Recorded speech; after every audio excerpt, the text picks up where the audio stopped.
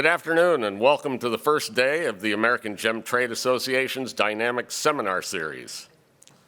Vincent Pardieu is a consultant field gemologist at VP Consulting WLL, a writer and an author of the brand new book, Rubies from Greenland. For the past 20 years, Vincent has traveled to gem mining areas around the world for gemological research purposes. Vincent has witnessed firsthand the complex realities associated with producing colored gemstones, and he specializes in origin determination of colored gemstones such as rubies, sapphires, emeralds, and spinels. From 2004 to 2017, he worked for the AIGS lab in Bangkok, then the Gubelin Gem Lab in Switzerland, and then the GIA laboratory in Bangkok. Since January 2017, he created his own consultancy company, VP Consulting. He has collaborated since with Greenland Ruby for their ruby mining project and DAI for a laboratory project in Kabul, Afghanistan. Vincent also worked with the Bahrain Institute for Pearls and Gemstones, DANAT, and the ICA Gem Lab in Bangkok, and LFG in Paris to build their reference collection. Please join me in welcoming Vincent Pardieu. Thanks, Gary. Hello, everybody. And first of all, thanks, Gary, for this very nice and very thorough introduction. And thanks, everybody, to take the time to come here to listen one of my stories, and I have to say that this is one of my favorite stories. Today I will tell you about rubies from the new Amphibole related deposit. That are currently the rubies that are dominating the trade if you look at production side, because you know that gemstones are by definition beautiful, rare and durable. So you have the rubies from the classic deposits that are still in the trade accumulated in consuming country, like in Europe, in the US. But when you live in a place like Thailand, where I was living for a while, and when you work in the trade, you don't see too much of these stones from classic deposits. You see the stones that are producing by the mines that are active these days. And these days, if you go to Bangkok, most of the stones you will see in the trade are coming from this type of deposit. So this is the story that I will tell you today. So, about field gemology, you introduced me as a field gemologist. Field gemology is a kind of funny thing. From 2002 to 2004, I was a spinel buyer in Burma, and I was at the same time teaching at AIGS. And there was a great article that inspired me a lot, and I could never remember the name of the article, the title. It was written by Edward Bum, and it was Portable Instrument and Tip on Practical Gemology in the Field. I'm a French guy, I speak very good French-English, but I was never able to remember that. And anytime you had my student at the AGS asking me about tips because they knew that I was buying stone in Burma, I was telling them, you should go to read that article, and I was messing up the name, and I say, the article about field gemology by Edward Bum. And then one of my students told me, Vincent, it's funny because we never found the word field gemology in your article, but I was putting that on the AIGS website. And some people at AIGS complained that under my management, the AIGS website has turned into an Indiana Jones outfit written in bastard English. So I had a trip in the field with Richard Hughes, and I was telling him the story. And he said, Vincent, you have to be a bit positive about that, and you should have your own website. And then when I searched about, my own website, I was wondering which kind of name I could put for my own website. And, I decided that I will go for field gemology, So I had my own separate website, and I built this website in 2005, starting to promote basically the idea that I was doing at the AGS when I became the director in late 2004, about going to the field to collect reliable reference sample, because the challenge in Bangkok to do origin determination is that we had very few stones that were coming from non-deposit. Most of them were coming from new deposit, and there was no article about them. So it was a big challenge for people in lab in Bangkok to do origin determination. And the people at the AGS didn't want it to do that. So we said, okay, I will go to the field, collect the sample, we'll study them, and we'll be able to promote the activities of the lab and be able to do our job. So this is what we did. And, I continue with the website using my funny field gemoji bastard English word. And in 2008, GA asked me to join them in Bangkok in order to build a field gemoji department. And since then, this word that was endorsed by GA and it's not anymore bastard English. So it's proper English now. And it's becoming some kind of trendy word. So, 2008 to 2017, I led 84 expeditions for the GA and built the reference collection there that is continuing. And that's what I did. For the past 20 years, I focused on visiting colorstone deposit in order to collect reliable reference sample. And I had the possibility to see what was going on. And recently, I finished my 158 expedition. If you want more information about that, you can go on ICA In Color magazine. You can flash the barcode. You will go directly to the article where I explain exactly all that story, the evolution of data collection, and the challenge to get reliable research sample for GEMLab. So, okay, let's go quickly on that. And now let's go to the stories that I'm going to tell you today. Rubies from new Amphibole type deposit. So, I don't know if you are all expert on rubies, but basically, most of the people in the trade know about two types of rubies. Until 1962, Mogok in Myanmar was the main source for rubies, and you had these marble-type rubies that most of the people know that are coming from marble-related deposits. They are low in iron, nice red color, and this is the ruby that everybody was looking around, was looking for, and appreciate. Now, in 1962, you had a political turmoil in Burma, and Burma stopped to be the source of these rubies, and the trade was needing some rubies. So they went to another source because the rubies from Burma were not anymore available. That's the consequence of geopolitics.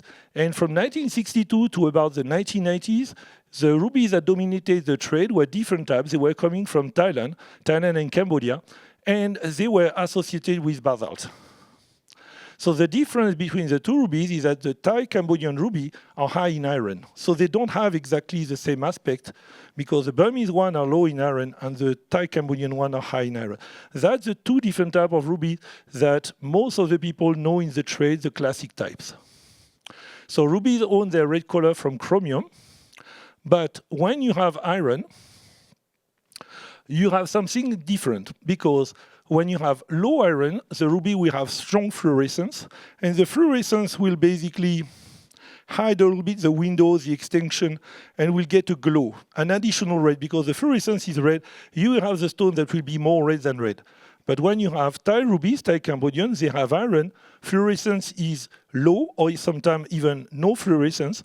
So the stones are more crispy, usually the crystal is a bit better, but they are also darker. Most of the time they are darker, and you have also, because of the iron, you may have a secondary absorption, some bluish, because you have iron titanium.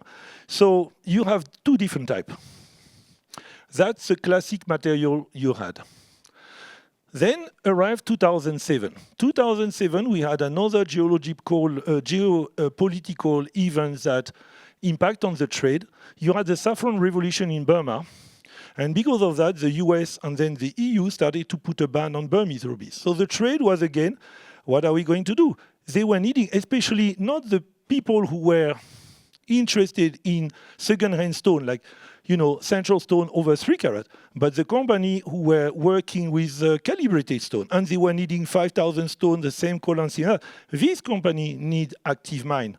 They don't need, second-hand stone. Second-hand stone are sold one by one. Rubies over 3 carat sold one by one, but calibrated are sold by parcel. So they had a big problem. How to do? So then they were looking for alternative to this stone.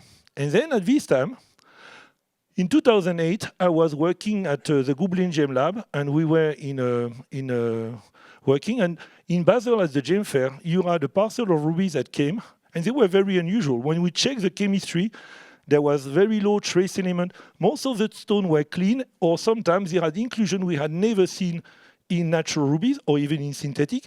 We had hair-like inclusion, curve thing. So we're wondering, maybe these rubies are not natural, maybe there is a new type of synthetic. But out of the 10 rubies that we had under our examination, there was one that had a funny crystal next to the curved, hair-like inclusion. And we checked the inclusion with Raman, and we found out that it was an inclusion of Amphibole. So we had no idea about that. A ruby with an Amphibole type inclusion, synthetic? Probably not. So we started to speak about these Amphibole type rubies that were coming. And at this time, because I went to Tanzania just before with Richard, my local contact in Tanzania told me, Vincent, there is a new deposit and they are getting a lot of stone, big stone, a clean stone. And I was trying to motivate my boss at Googling to go there, but he said, yeah, Vincent, all these guys in Africa tell stories and you should not believe them. And that until we saw these rubies, and actually when we spoke to the owner of the stone, he said, yes, they are coming from new deposit in Tanzania. Then I was able to motivate my boss to go to the field and see what it was like. So on the visual side, you can see these new rubies. They were a little bit funny because they were not looking exactly like the ties, not exactly looking like the classic Burmese, because they had an iron content that was basically average. They were fitting in the gap between the classic Thai Cambodian and the classic Burmese. So I was quite excited to go to study that deposit. And I took a plane ticket to Tanzania, and I ended up to a small village next to Dodoma, the capital of Tanzania, called Winza. So next to the village, about 2-hour driving, you had a river, and on the side of the river, you had hundreds of people who were washing. And you had about 6,000 people living in a place where you had some cornfield and a little bit of forest, and they were digging the ground under the trees, under everything, in order to collect some gravel in which there were some rubies. So this is what we could see, at the side. And then, in the trading area in the center, they had kilos of this type of material. So the great thing when you go to a mining area during a gem rush, so you can see the whole variety of the thing. And then I was able to collect some samples, document them properly, with all the information about when, where, how, under which condition I collected them and things like that, and make sure that I was able to provide the information to my colleague in the lab in order to do some proper research, and then bringing the stone. I noticed also that some people had started to find rubies not only in the detritic layer on the surface, but also, in the hard rock. So you had rubies that were, another thing interesting, they were associated with mica and with amphibole. So the inclusion that we found inside the stone was present also outside of the stone. So that was giving a little bit of confidence right away, even if at this time I was not able to see the thing in the microscope. And you can see on the biggest sample, the largest sample, you have some amphibole, you have some pinkish, some bluish, and then you have the orangey at the beginning is garnet. So these rubies were associated with garnet, amphibole, mica, feldspar. Never seen that in Burma, never seen that in Thailand, Cambodia. So we are pretty excited. When we returned to the lab, we were able to find out that this ruby, the photo on the right, is a photo of an amphibole crystal in one of the samples that I collected on site at the mine. That was quite matching well with what we saw from the customers. The chemistry was matching. And, the lab was feeling much more comfortable to provide an origin Tanzania for these new stones. Looking in all this material, we found out that you had a lot of amphibole crystals. Not all of them were looking like a rounder, thing like that. Many of them were also looking very hydral, like these ones. So we wrote an article. At this time, the people at GA plus the people at Googling, because GA also went on an expedition there with Brendan Lars, and we decided not to compete and to have two labs writing two articles, but to join all our forces and write an article in Gem and Gemology about this material that you can get in Gem and Gemology. Now, the interesting thing about this discovery is that it attracted a lot of buyers in Tanzania. So people with money came and they say, we want to buy rubies, because they could not trade the ruby from Burma. And what happened at this time, Africa had changed a lot compared to the past 50 years. Because one thing, technology. People had mobile phone, internet. And the information spread very, very quickly. And people had motorbike, people had cars. And from all the regions, they say there are people paying crazy price for rubies. Within 6 months, My friend at the mine told me, Vincent, there are new stones that are arriving in the market in Mpwapwa near Winza, and it seems that the stones are coming from Mozambique. So I went to speak with my boss at the lab. He said, Vincent, you don't have to believe anything that people say and things like that. And I was discussing again with Richard, and Richard told me, I guess your first expedition for the next lab you are going to work will be Mozambique. So at this time, I quit from Grubelin because they were not willing me to go to the field. And I joined GIA. And the first thing I started to work on was this rubies from this new deposit in Mozambique.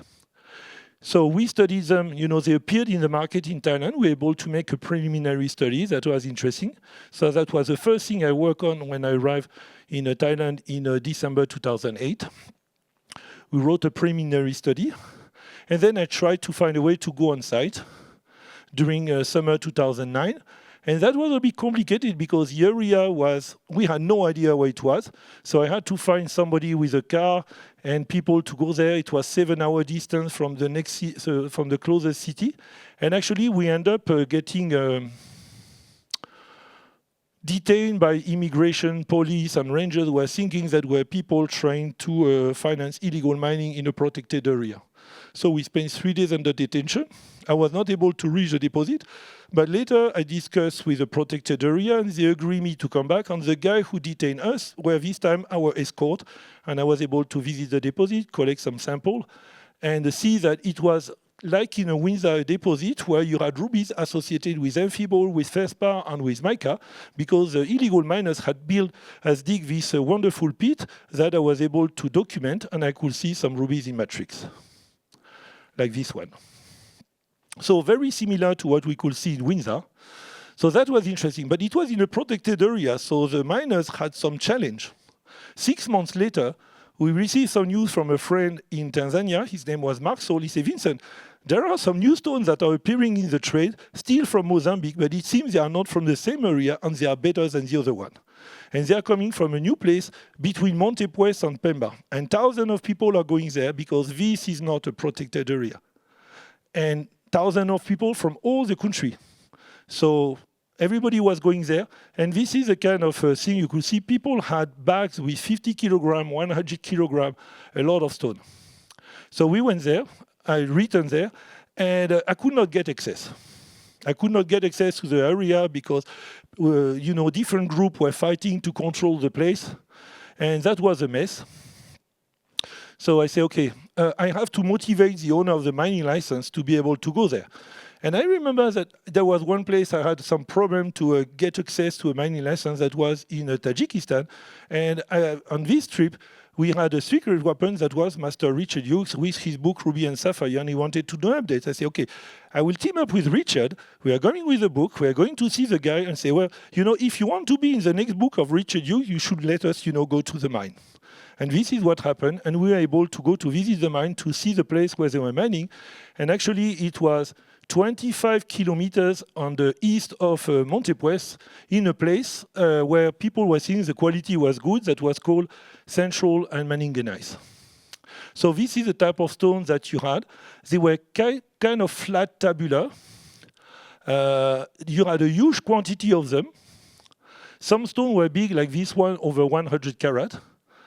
But I was able to see during summer 2009 these stones that was over 10 carat, clean.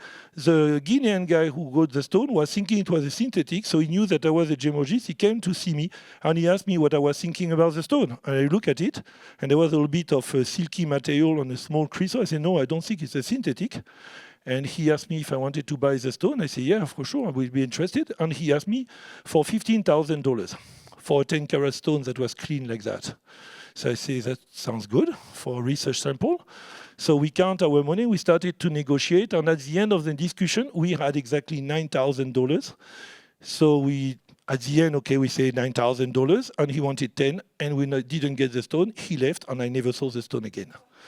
So $1,000 short in the field, you don't get the sample, it's gone. I just have a photograph. But thanks to that stone, I knew that this deposit will become something, because it's not everywhere when you are a field gemologist or a gemologist, you go to a mine, usually they bring you synthetics. They don't bring you a 10-carat clean natural stone. So I knew that something will happen here. And you had also another Guinean guy. He was collecting all the small stones that people didn't want it, because at this time people were only interested in the big one. And all the small stones, he was clipping them to keep all the clean area. And he had 20 kilo of that. They were all 1 carat clean material, and he had 20 kilo of that. And he was going back and forth between Bangkok and Mozambique with this type of material. I think over the first few months, he bring in Thailand over 100 kilo of this type of material. That was selling very cheap. So I knew that, yeah, this kind of deposit, the watch industry, people wanted to do calibrated stones. That was something that was probably going to be good. And actually, Winza collapsed. The people at Winza, everybody left Winza because Winza, the stone were nice, the big stone were nice, but the small material could not really react well with heat treatment. And everybody left Winza and went to Montepuez. The next time I returned to Winza, there was 5 people mining. Before there was 6,000. So these are the stones that could be produced, you know, that's from 2009, from the first discovery in Mozambique. Nice rubies, clean, good color. Basically, the aspect was right in the middle between Burma and Thailand. So going there on site in 2012, there was at this time, Gemfields made a deal with a mining company who was there. Well, the mining company is a company who owns the license. 2 years later, it took 2 years for a mining company to be interested and close the deal with the guy who had the license. So it was discovered in 2009. And for 2 years, the place was mined by unlicensed miners. And the people with the license were trying to make sure that they could do some work. They could not. In 2011, Gemfields made a deal with them, thanks to Mark Saul, able to close the deal, create a company called MRM, and 2012 start to build their mine. And they were wondering where to look at the rubies. So I said, well, you just have to go to the place. I went with Richard. There was a lot of rubies there, and you should maybe start here. And I had the GPS data of that place. And the geologists were looking where the stone. I said, well, I know where are the stone, and I think they were in the rock. So we went to that place with an excavator, we dig a trench, and we found that. So we could find that you had rubies associated with amphibole, feldspar, mica, and the geologists started to study the deposit based on the data that we got with Richard. So inside this stone, you can see a lot of amphibole and mica crystals. That at the beginning, when people saw that, the lab were looking at this crystal, and they were looking like calcite crystals. So many stones went to Burma. And in Thailand, many people were giving Burma because it was looking like calcite. But when you look by transparency, you see that the color is a bit greenish, and that's not exactly calcite. And here you have an amphibole crystal on the right, and you have a mica crystal on the left. And the mica in this deposit are kind of easy to see because they are all the time surrounded by some glassy fringe. And people at the beginning were thinking that maybe the stone were heated because you had these small cracks around the mica, but they were not. So that's an amphibole crystal. By transparency, you can see the green color. Now, 2 years later, in 2012, you had another discovery next to the same place, about 5 kilometers from the place most of the people were mining this type of rubies. You had a new place that was found, and the people were calling that bosom, because the Thais, they were calling this stone bosom, which means the orange mine. The rubies were different from the place in Central Manganese because they had more iron and they were more looking like Thai rubies. And you had all the Garimperos moved there because basically the team at Gemfields were building their camp there, and they said, okay, we stop messing up with this guy, there is a new place, let's go to the new place, it's easier to mine. They all went there. And the people at Gemfields at this time, they didn't know about rubies. And when they checked the stone, they found out that this stone had no fluorescence. No fluorescence, it's not rubies. They say, oh, these guys are going on garnet, perfect. We keep working on the mine here, and they give them the garnet deposit. The Thais knew it was not garnet, and they started to buy these stones that were rubies, some of them very clean, bigger size, but not really fluorescent. So that place was called Ntoro. That was about 5 kilometers in the east, in the west of Manganese. And when I went there, you had 100 of small-scale miners going to try to grab a maximum of ground and bringing that to a place in order to wash. So the deposit was very easy to get. The stone were within less than 5 meters of ground. At this time, you had a big police operation in the area that kicked everybody away. And again, on the same area, you had another discovery in Nakaka a few months later. So everybody moved to Nakaka because the police moved to Ntoro. And you can start to see something interesting. You can start to see that all the rubies are more or less located on the same line. So in Nakaka, it was interesting because the rubies were very similar to the one in central manganese. I went there, and I could see, the miners getting the stones. They were not the same as at Ntoro. They were exactly the same thing as the one Gemfields was mining. They were lower in iron, kind of fluorescent type, but they were small and included. So not very interesting for many people in the trade. So in 2014, Gemfields started to move north of Toro because on the other side of the hill, some people started to find some stones that were interesting. And they kind of deal with the garimperos that, we let you work where you are, but you don't come closer to our machine. But new area, you had the people doing, they started to build the mine there and to start mining in a new place called Mugloto Machamba, a bit 1.5 kilometer north of Toro. And they started to make some tests in 2014. It was the same thing as on the other side of the hill in Toro.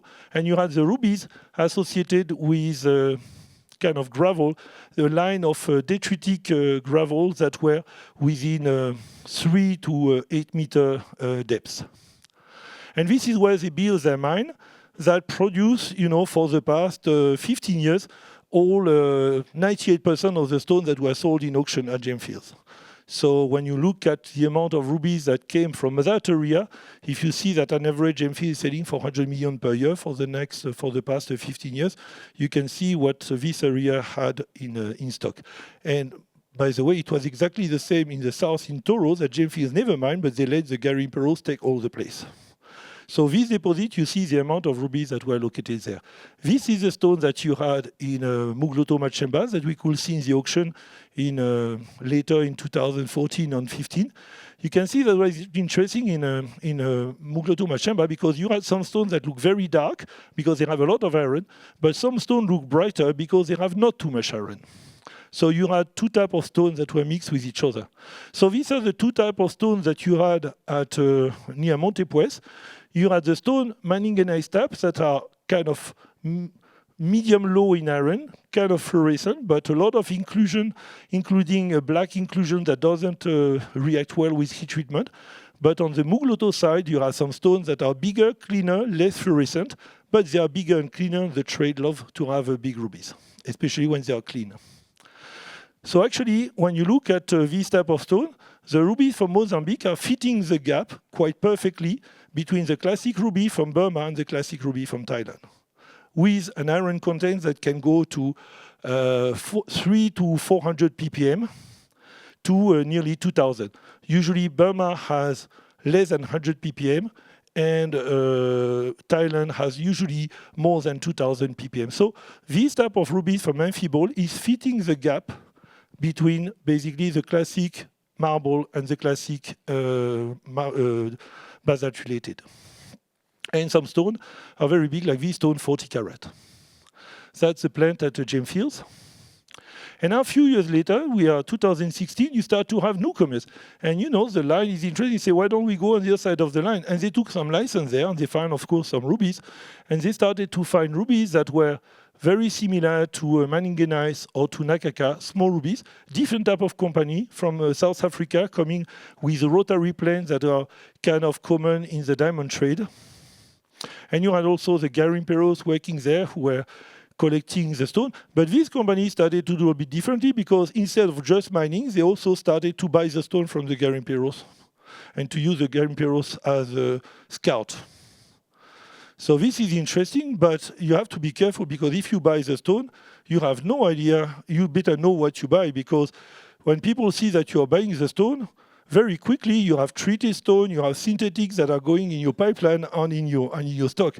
And if you buyers don't really know perfectly the price, you start to have the ties on the local people, they know very well the price. If you pay a bit not too high for the good quality go to the ties.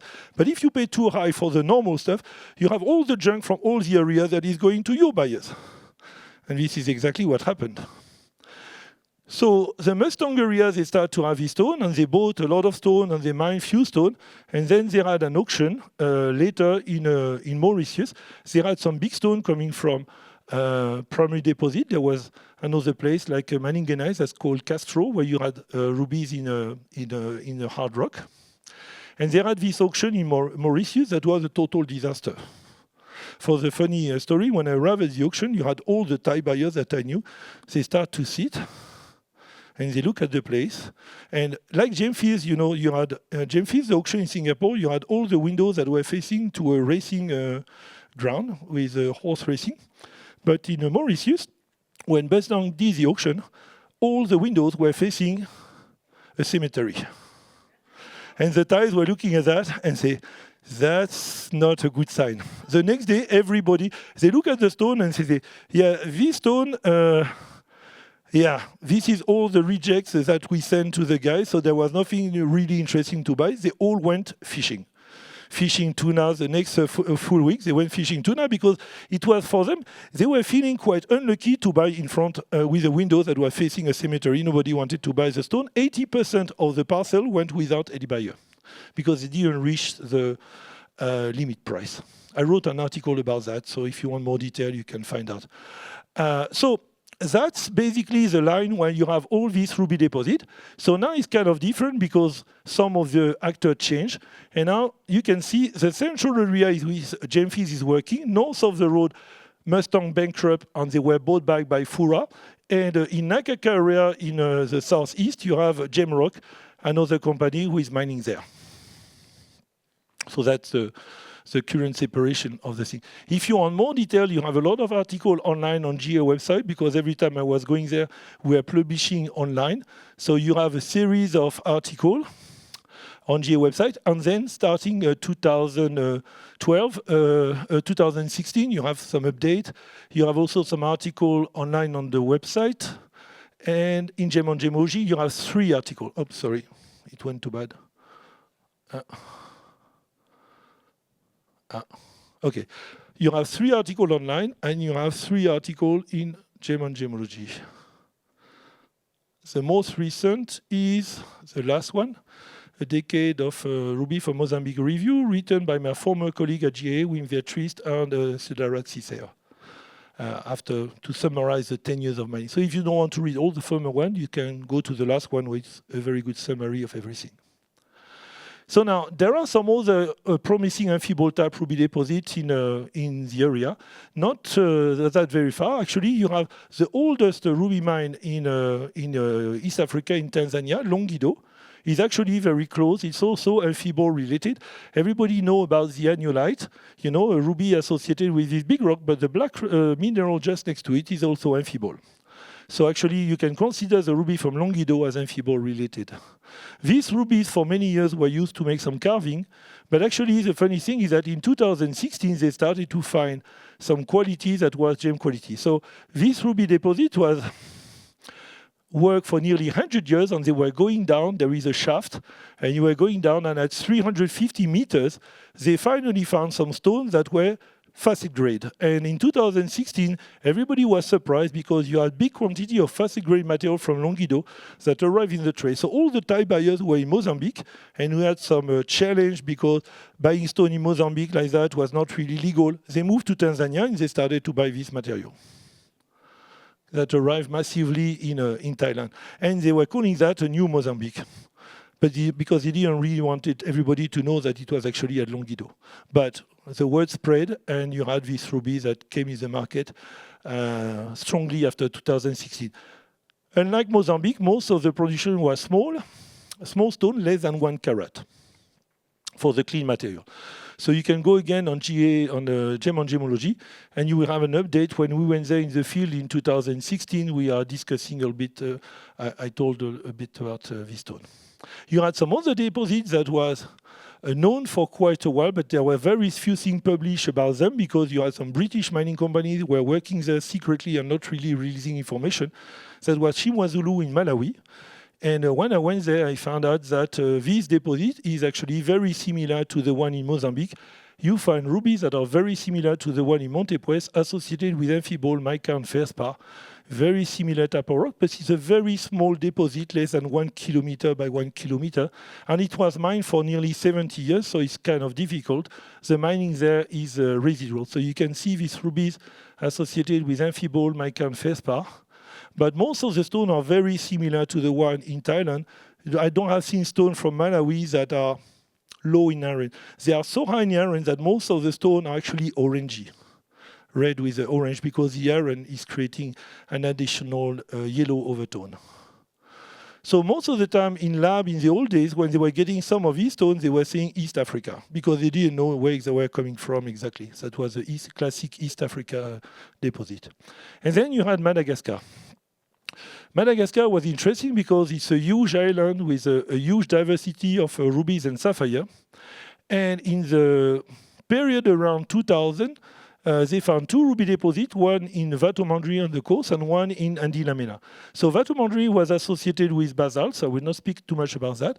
But Andilamena was interesting because you had stones that started to come in the trade. Many people were mining.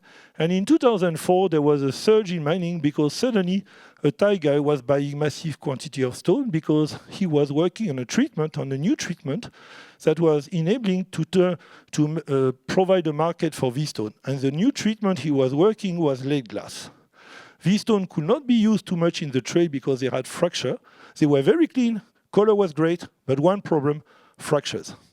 So this guy, Thai burner, saw what the diamond people were doing, filling the fracture with lead glass, and he said, okay, I have to try to find a way, maybe I can fill the fracture of the ruby with lead glass, and we can cut them, and we have an alternative, a stone that we can put in the trade. So it took him about 3 years of development with a friend in chemistry in Thailand, and they found a way to turn this stone into something that could make a killing.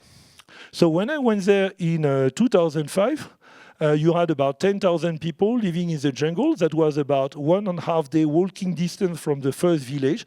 That was a bit tough. You can see on the, down on the right part of the photograph, a guy who is suffering because he has some knee problem. But he survived, he is there. This is Richard, We went together. I went there first, and he said, Vincent, I want you to bring me there. And so I went there twice in 2005. I went there first alone, and then Richard asked me to take him there, and we returned a few months later. And it was great. It was my first field expedition with Richard. And Richard came back alive, but that was a bit limit. He had several adventures there. So this is what we could see. It was very interesting because we could see that not only you had rubies that were found deep, in the mica, but you can see these white bodies there.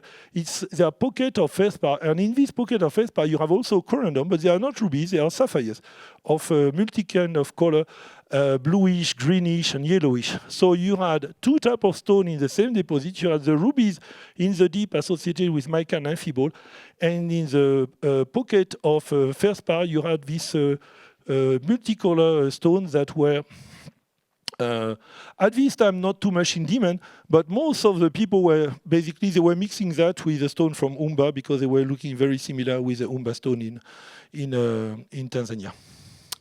And nobody knew about this stone in Madagascar, so it was more easy to sell when you say Umba. So regarding the rubies were, this is the kind of stone that you had on the left, and after the lead glass treatment, you get that, and when you get them cut, you get that. So that was actually my first article when I became director of the AGS lab. That was the first publication that I did. I did an article about these rubies because I was able to connect with a burner who was doing that, and he enabled me to see the whole process. And that's the beginning of my career as a gemologist working with these deposits. So you can get information on internet in the guide. This article, my original article was published in the guide. thanks to Richard, who told me, Vincent, don't put your article only on internet. You have to turn that into printed in magazine. And then you had article by my colleague at GA later, in Gem and Gemology. Madagascar didn't stop there. In 2012, at the same time that you had something going on in Mozambique, you had a very interesting discovery near Didi. Suddenly, we heard that thousands of miners were going, in a very remote place in the forest, mining, because they found something that was very interesting. You had some rubies that were clean until 20 or 25 carat, and you had sapphire clean blue until 70 or 80 carat. That was a shock because Madagascar was not known for fine quality rubies because they were thinking lead glass, they have fractions, things like that. But in Didi, you had a small deposit that was producing a big quantity of very high quality large stone. So we tried to go there. And at GIA, we published an article with quite a lot of detail about that in 2012. So this is the type of stone you had in this deposit. It's very interesting because you have top rubies and top blue sapphire in the same place, and still a bit like in Ani Lamina, some stones that are pink and orange and yellow, greenish, but very few. Most of the production was nice blue or nice red, and few stone in the middle. That's kind of representative of the average production. When you are looking inside, you had Amphibole type inclusion, very similar to Mozambique, but you had also apatite on mica. That was something that we didn't see that was a little bit different compared to the other one.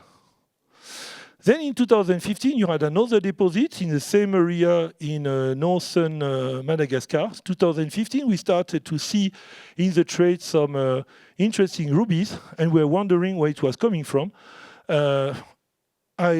Actually, Richard was the first one to write an article about that. And a few weeks after Richard's article, I was able to go there, visit the mine, take this photograph, and see the rubies that were... You had many stones, 10, 15, 20, 30, 40 carat. I heard stone about 100 or nearly 200 carat clean, but I heard them. I didn't see them. But interestingly, these stones had a good shape. They were, tabular, good shape to be cut, like this one, kind of rounded, not as flat as the Mozambique one, but they had some silk. They were most of the time a little bit silky, but interesting material. They had some amphibole inclusion inside, but they had also zircon, and there are also some rutile inclusion that at this time we had never seen in Mozambique. So, that was kind of easy to separate. When you find zircon and rutile, it's probably Madagascar, and when you have only amphibole, it's probably Mozambique or some other deposit in East Africa. So that was the material. So to get more information, if you want great inclusion photograph about that, you can go on Lotus website, Gemoji. The article Let It Bleed, it's about this stone. And on Gem on Gemoji, you have a short update. I didn't repeat what was written in Richard's article, but I just put what we saw when we visited the deposit. Now, there is another place where you have rubies with amphibole type deposit. It's in 1965, some rubies were discovered in Greenland. And in 2005, when you had internet and communication, some people decided to try to turn one of these hundreds of deposits that were known there into maybe a mine, because they found a place where the stones were bigger and cleaner compared to the other place, and at a place called Apalutok, in the south of Nuuk, about 6 hours on a boat from Nuuk. And they started to build a mine there. And when I went on site in 2017, I found that the rubies were very similar to Mozambique, except that there was snow and ice and things like that. But the rubies were associated with amphibole, mica, and feldspar, exactly very similar to what we could see in Mozambique in Montepuez. This is the kind of stone you had there. And the production was not as clean as the stone in Mozambique, but you had some stone, like you can see one of them, that's very an average of the production. Some stone were low in chromium, colorless. Some stones were red, some stones were deep red, too dark. And you had some stones that were clean, but most of the production was not that clean. But you had some stones that were very clean. That's the good thing was you had also a lot of big stones, some stone over 1,000 carat, but very milky and sometimes very often with fracture. But you had also stones that were clean. like it's a pocket type deposit. So sometimes, basically once a year, you had a pocket with 1 or 2 kilo of facet-grade material that was clean with a nice color, like this stone. This crystal is probably the best I have seen coming from the mine. It's 9 carat. 9 carat with a very good clarity, very good color, and good shape. So this is the material, you know, rough and cut, coming from Greenland. That's the best of the material. And this type of material represents less than 0.01% of the production. If you want to know more about that, I just finished a book about rubies from Greenland. So people ask me why you wrote a book about ruby from Greenland. And the investor in the book, I was working on another book, he told me, you stop working on your book and I finance your book if you do the book on Greenland because Trump wants it. And you have to get your book ready for when the Trump will do stuff in Greenland, your book has to be ready, so I finished my book. If you want it, it's available in the hallway on AIGS booth. Now, regarding how to separate the stone from all these different deposits. So the classic way in gemology is we look at the inclusion. Yeah. When you look at the rubies from Winza, from Didi, from Montepuez, from Zahamen, and you look at the Amphibole inclusion, it's a little bit complicated, you know, to separate Amphibole type rubies with Amphibole type rubies. It's easy to separate marble type and Amphibole type and basalt, but when you go inside one category, it starts to be challenging, especially when the stones are heated. When the stones are heated, there are many labs. I don't know how to separate Amphibole inclusion from one place to another one when the whole Amphibole inclusion is melted, or when there are no Amphibole inclusion, when there is nothing. So inclusion in order to do origin determination is great when you have something diagnostic, but sometimes you cannot do because it's melted or you have no inclusion, so you have to find another way. So there is a spectroscopy and there is trace element chemistry. Trace element chemistry, I like it, because whatever the stone is heated or not, there are inclusion or no, you can all the time try to get the trace element chemistry. And this is what I studied in universities, and this is the instrument that we work with when I was working at GA with my colleague Superar Sansawang, and I worked with him for 10 years in 3 different labs. And this is the kind of result you get on all these Amphibole-related rubies. And when you compare them with the one in Burma, you can see Burma on the bottom right, there is a very low iron and there is very high vanadium. I put logarithmic scale, and you can see that Thai Cambodia on the top with quite medium vanadium and very high iron. You can see the Greenland one are kind of high in vanadium compared to the other one, and the ones that are the lowest in trace element are the one from Winza, and that's why, you know, at the beginning when we were checking the stone at Googling, and the stone were clean, we're wondering if the stone were natural and synthetic because you had less than 1 ppm usually of this trace element inside the stone. So trace element chemistry is providing a very useful tool in addition to spectroscopy and to inclusion when you want to work on origin determination of the stone. Now, as a summary, so the gem quality Amphibole related rubies are the big newcomer in the ruby trade for the past 20 years, fitting the gap between traditional marble type and traditional basalt related. I think you have a lot of new discovery to expect because the area where you have these stones are basically virgin, very few exploration was going on there. So I guess that in the next 200 years, the next ruby deposit that we discovered will be Amphibole type. So this is some stone that I think are very interesting to study, but actually there are not so many studies on this stone, even regarding the geology, because the only deposit that was studied seriously about Amphibole in the world was Greenland. I never saw any study with the mining company like Jamefield, Furab, or Jamerock. They are interested to mine, they are not interested to study their own deposit. So there is no study. People are interested to mine. They don't care about where are the stone coming from and, you know, trying to understand the deposit. Mining engineer type mentality, we mine, we don't need to do research. And the labs are a bit the same, I have to say. So now regarding the lab, my point is you can have the base equipment on the research gemologists. All the labs are speaking about their fancy equipment on great gemologists. But I think that if you work on the wrong sample, if you provide the wrong sample to the best gemologist and with the best instrument, I think it's become a total waste of resources and time. So my point for many years is, I think that this is critical when you do research in gemology, not to waste the time of your colleague and the investment of the people in the lab.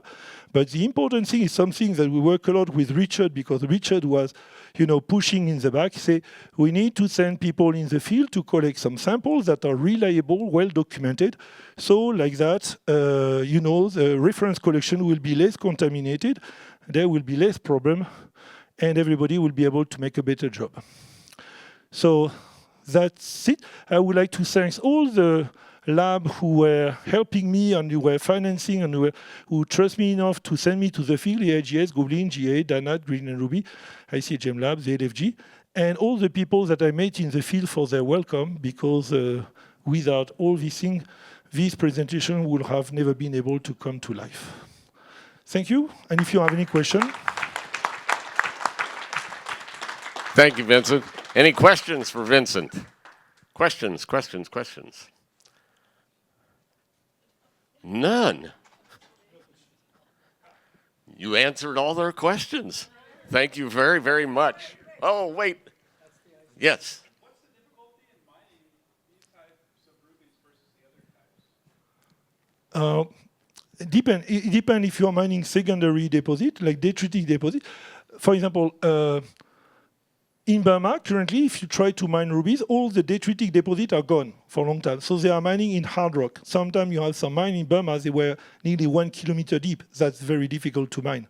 In Thailand, everything was more easy because they were mining the remain of basalt and things. So they just had to move the ground and wash it. So Thailand was very easy to mine. Burma now is very difficult.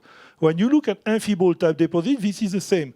If you have like Mozambique or like Madagascar, you work the detritic type deposits that are, rubies in gravel that are located under some overburden and are the result of the weathering from Mother Nature over 500 million years.